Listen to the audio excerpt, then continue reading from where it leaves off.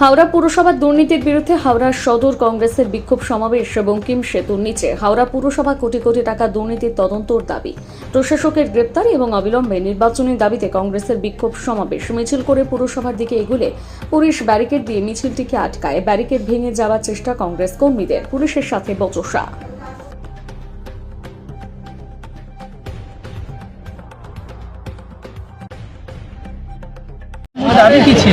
দেখুন, ব্যারিকেড করে আটকানোর কোনো কারণ ছিল না, শান্তিপূর্ণ আন্দোলন ছিল।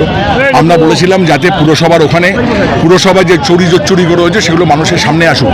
প্রশাসক মণ্ডলীর কাছে জবাব চাওয়ার জন্য আমাদের এই মিছিল ছিল, আমাদের এই সভা ছিল। কিন্তু যে পরিমাণ ব্যারিকেড আপনারা দিয়েছেন, মনে হচ্ছে কোনো সন্ত্রাসবাদীরা আসছে।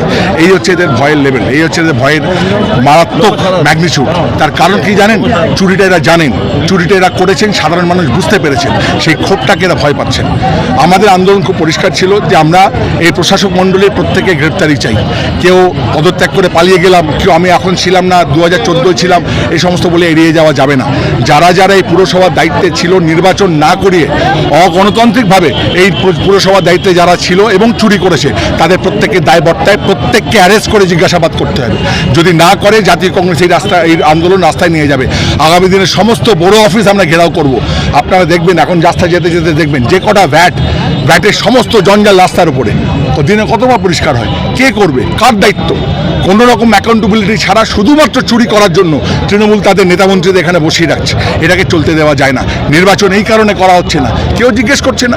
বিজেপি তৃণমূল যে যার মতন একে অপরের পিঠ চুলকে যাচ্ছে, এই তো এখানকার অবস্থা। তাই জাতীয় কংগ্রেস বাধ্য হয়ে রাস্তায়। আমরা আজকে এটাই জানাতে এসেছিলাম। এখন ডেপুটেশনের জন্য রাজি হয়েছেন, জানি না কমিশনার পালিয়ে গেছেন না ঘরের মধ্যে আছেন।